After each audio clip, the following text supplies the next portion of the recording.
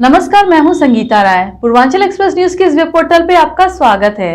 आइए देखते हैं हमारे संवाददाता राम सकल यादव की यह विशेष रिपोर्ट।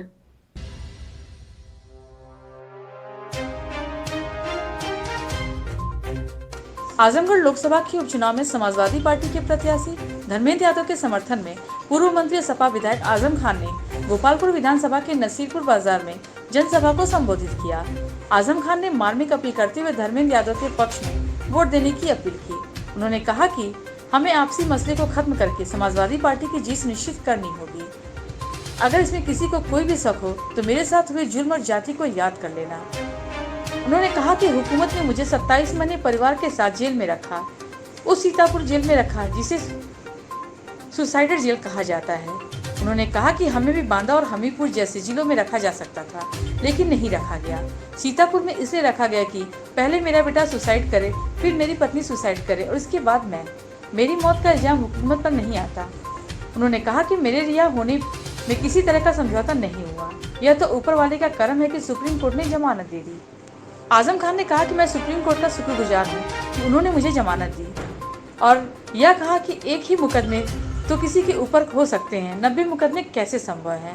उन्होंने कहा कि मैं आपके बीच हूँ, यह इस बात का सबूत है कि मैं कल भी जिंदा था, आज भी जिंदा हूँ और इंशाअल्लाह कल भी जिंदा रहूंगा। आजम खान ने कहा कि मुल्क के गृह मंत्री ने मुझे देश का सबसे नंबर 1 माफिया कहा था। मेरी गलती इतनी है कि मैंने जौहर यूनिवर्सिटी बनाई और गरीबों के बच्चों की पढ़ाई के लिए कई विद्यालय खोले। देश में मौजूदा हालत पर आजम खान ने कहा कि बिहार से लेकर यूपी तक आग लगी हुई है। सरकार की अग्निपथ योजना पर कटाक्ष करते हुए उन्होंने कहा कि युवाओं का भविष्य खतरे में है। समाजवादी पार्टी के कद्दावर नेता ने 1980 में मुरादाबाद में हुए दंगे का जिक्र करते उन्होंने कहा कि तत्कालीन प्रधानमंत्री इंदिरा गांधी को मुसलमानों के जख्मों को मरहम लगाने की जरूरत नहीं महसूस हुई और 42 साल बाद आज हालात ऐसे हैं।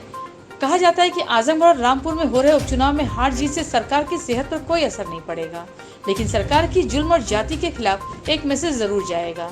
संबोधन के अंत में समाजवादी पार्टी के प्रत्याशी धर्मेंद्र यादव को अपना छोटा भाई बताते हुए आजम खान ने भारी बहुमत से जिताने की लोगों को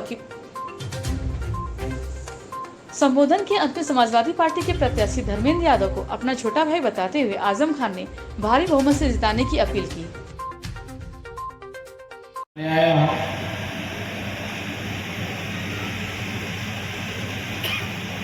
आपसे गुजारिश करने आया हूं, अगर इसके अलावा भी कोई कमी रह गई है तो मैं अपने वो कमजोर हाथ जिनसे मैंने दाल का पानी और रोटी खाई है उन हाथों से अपने छोटे भाई के लिए वोट मांगने के लिए। मुझे उम्मीद है आप मुझे मायूस नहीं करेंगे, क्योंकि अगर मुझे मायूस करेंगे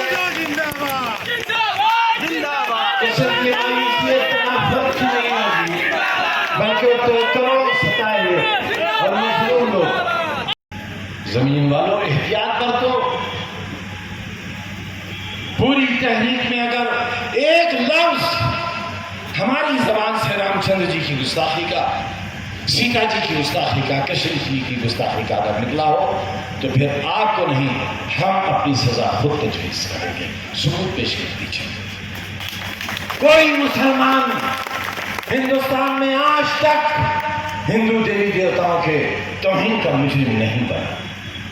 फिर आखिर मेरे वो भाइयों जो आए दिन मेरे कुरान की तौहीन करते हो, मेरे नबी की तौहीन करते हो, यह हक कहां से मिल गया आपको? याद रखना, अपनी किताब और अपने नबी की हिफाजत अल्लाह खुद करेगा। और वो ये फरमाता है कि जमीन वालों के साथ रहम करो, इंसाफ करो, अदल करो उनके साथ। और अगर तुम इंसाफ नहीं करोगे तो फिर इंसाफ हम करेंगे, और जब हम इंसाफ करेंगे तो तुम बर्दाश्त नहीं कर पाओगे। अखबार टीवी सब देख रहे हैं क्या है मुल्क का हाल। बिहार की लगी हुई आग उत्तर प्रदेश में दाखिल हो चुकी है। नहीं मालूम किस किस का दामन जलेगा, ये भी नहीं मालूम किसका घर, किसकी दुकान और किसकी गली जलेगी, और ये भी नहीं मालूम कि इस आग में किस किस को निशाना बनाया जाएगा।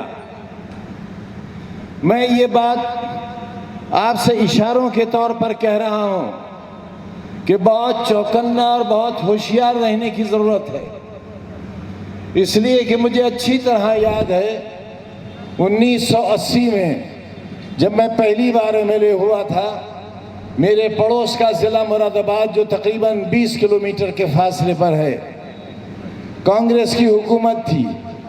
ईद का दिन था, ईदगाह के मैदान में एक सूअर दाखिल हुआ और उसने नमाजियों के कपड़े नापाक कर दिए। नमाजियों ने एहतजाज किया, गोली चली, लोग मारे गए और भगदड़ में सैकड़ों बच्चे बच्चियां जो अपने बाप के साथ ईद की खुशियां मनाने के लिए अपने वालिद के साथ नमाज अदा करने नहीं बल्कि साथ बैठने के लिए आए थे, उनकी लाशें बिछ गईं, खून में नहा गया। उसी जमाने में एक बहुत बड़े फिल्म अदाकार की कोख में चोट लग गई थी। मिसेस इंदिरा गांधी उन्हें तो देखने गई, अपना विदेश का दौरा मंसूख कर दिया, लेकिन 2 साल तक मुरादाबाद के मजलूमीन हिंदुस्तान के वजीर आजम का इंतज़ार करते रहे कि शायद वो हमारे ज़ख्मों पर मरहम रखने के लिए आए, लेकिन वो तशरीफ़ नहीं लाईं। यहाँ सिर्फ इतना ही नहीं कहना है आपसे, बल्कि आपसे ये भी कहना है कि ये फसाद नहीं था, ये पुलिस एक्शन था, पीएसी एक्शन था, लेकिन 8 दिन के बाद मुरादाबाद का ये पुलिस एक्शन हिंदू मुस्लिम फसाद में बदल गया और बर्बाद हो गए। मुसलमान एक्सपोर्टर बर्बाद हो गए, हिंदू एक्सपोर्टर बर्बाद हो गए, और उस बर्बादी के बाद आज तकरीबन 42 बरस गुजर गए हैं, जख्म बाकी हैं, नासूर बाकी है, उसके अंदर की बदबू बाकी है, और मुरादाबाद अपने माशी कदमों पर फिर दोबारा खड़ा नहीं हो सका। लेकिन एक सबक मिला सबको, एक सबक मिला। 42 साल पहले जो सानेहा हुआ, 2 मुकदमे सच्चे हो सकते हैं, लेकिन 90 मुकदमे सच्चे नहीं हो सकते। ये एक ऐसा कमेंट था मेरे लिए जिसने एक मुर्दा इंसान में जिंदगी डाल दी थी। मैं आपसे अगर कुछ कहने आया हूँ, आपका ये खादिम अगर आपसे कुछ कहने आया है, तो अपनी 27 बरस की उजरत मांगने नहीं आया है, बल्कि बहुत सोच विचार के साथ इस नतीजे पर पहुंचा है कि ये चुनाव समाजवादी पार्टी को जीतना चाहिए।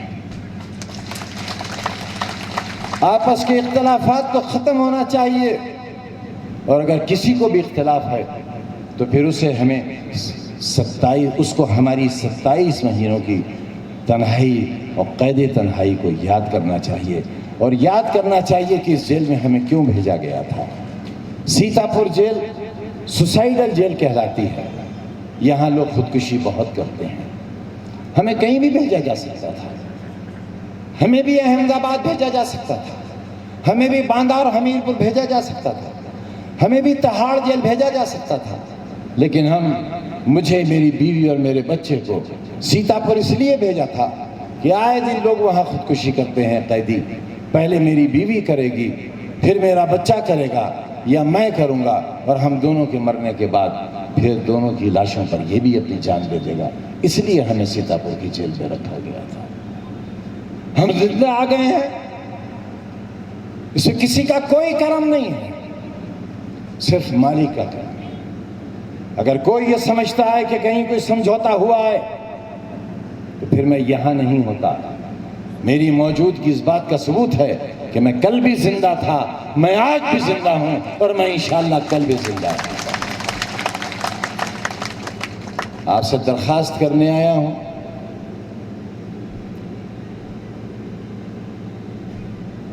आपसे गुजारिश करने आया हूं, अगर इसके अलावा भी कोई कमी रह गई है तो मैं अपने वो कमज़ोर हाथ जिनसे मैंने दाल का पानी और रोटी खाई है, उन हाथों से अपने छोटे भाई के लिए वोट मांगने के लिए आया। मुझे उम्मीद है आप मुझे मायूस नहीं करेंगे, क्योंकि अगर आप मुझे मायूस करेंगे तो सिर्फ ये मायूसी एक तनाव फर्द की नहीं होगी, बल्कि वो करोड़ों सताए हुए और मजलूम लोग जो उम्मीद करते हैं कि कल कुछ बेहतर होने वाला है, मायूसी उनके लिए होगी। यही गुनाह है मेरा कि मैंने मुसलमान मां के पेट से पैदा हुआ। अगर यही गुनाह है, ये गुनाह तो रहेगा, ये गुनाह तो रहेगा। बहुत कुछ बदल सकता है, ईमान नहीं बदल सकता। रात का खाना भी नहीं खाया, सिर्फ पानी पीकर सब सो गए। अगला दिन आया, उसी तरह सुबह और उसी तरह दोपहर हुई, कुछ से चला नहीं गया, चुनाचे वहीं लेट गए। शाम होने लगी और मैं भी परेशान हुआ कि अल्लाह, हाथ फैलाने की आदत नहीं है, मैं तो मर जाऊं तो मर जाऊं, लेकिन इन बच्चों की मौत का हिसाब मैं कहां से दूंगा। कि अचानक दौरे से वापस आ गए। कौन? डॉक्टर अब्दुल जलील फरीदी। कौन वापस आ गए? रेडियंस के मालिक यूसुफ साहब। कौन वापस आ गए? तहरीक के रवे रवा, रूह रवा जफर अहमद सिद्दीकी साहब। कौन वापस आ गए? हैदराबाद के सुल्तान सलाहुद्दीन ओवैसी साहब, जनाब के वालिद मोहतरम वापस आ गए। एक दूसरे की खैरियत ली। हम लोग चुपचाप बैठ गए क्योंकि बहुत छोटे थे और वो बहुत बुजुर्ग थे। एक दो लड़कों से बर्दाश्त नहीं हुआ, उन्होंने बुजुर्गों में से किसी एक से जाकर कह दिया कि 2 दिन से भूखे हैं। वजह पूछी, वजह बताई गई और उसके बाद मंजर ये था कि बुजुर्गों की दहाड़ें और उनकी चीखें रुकती नहीं थीं, उनके आंसुओं को रोकना मुश्किल था। उन्हें बताने वाला पशेमान था कि मैंने ऐसा कह क्यों दिया। पत्थर के कोयलों की अंगीठी लाई गई, एक बड़ी सी कढ़ाई आई, उसके अंदर घी डाला गया। ऊपर छत पर फैमिली रहती थी, वहाँ से पूड़ियाँ बिल कर आती थी और यूसुफ साहब और दूसरे बुजुर्ग अपने हाथों से पूड़ियाँ बनाते जाते थे और बच्चों को खिलाते जाते थे। दोस्तों, हमारी यह है तरबियत। हमने इस तरह जिंदगी की शुरुआत की है। हमें आपसे किसी भी तरह का सर्टिफिकेट नहीं चाहिए। 2.25 बरस की इमरजेंसी काटने के बाद जब जिंदगी की शुरुआत हुई थी, आज जब जिंदगी के इस मरहले में है, तब भी 27 महीने से ज्यादा की कैद तन्हाई काट कर आए हैं। वो जेल नहीं थी, उसमें पाबंदी नहीं थी, उसमें कैद थी, जुल्म नहीं था, लेकिन ये कैद इसलिए थी कि हम एड़ियां रगड़ कर मर जाएं, हुक्मरानों पर हमारे कत्ल का इल्जाम भी ना आए और हम मर भी जाएं। मालिक का करम, सुप्रीम कोर्ट को अल्लाह ने ऐसा मेहरबान किया कि मेरे चेहरे पर लगी हुई सारी कालक धुल गई और एक मजलूम चेहरा पूरे मुल्क के सामने आ गया। और सुप्रीम कोर्ट के जज साहब मकानात गिराकर, उन्हें तबाह बर्बाद करके, अब मैं जानना चाहता हूं और मैं पूछना चाहता हूं कि जहां जहां आगजनी हो रही है, जहां जहां सरकारी इमदाद की बर्बादी हो रही है, देश के जिम्मेदारों, आज सलाम रखते हैं हम आपके सामने।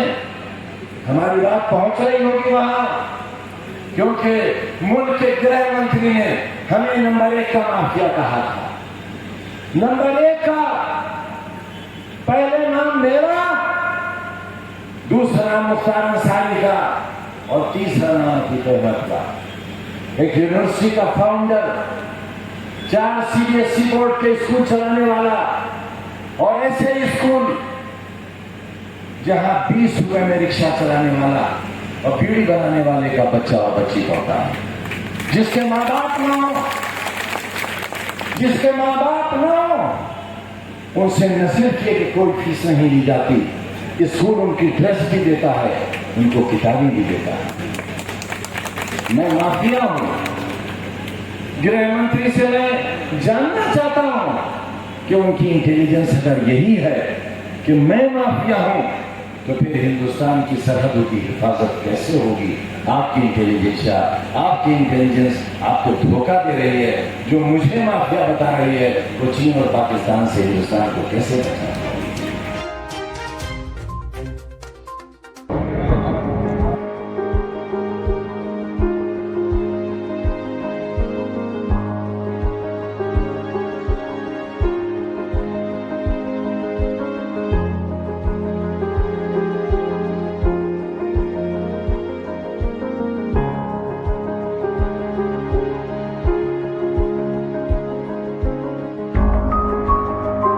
अगर आपको हमारी खबर पसंद आई हो तो हमारे चैनल को लाइक, सब्सक्राइब और शेयर जरूर करिए।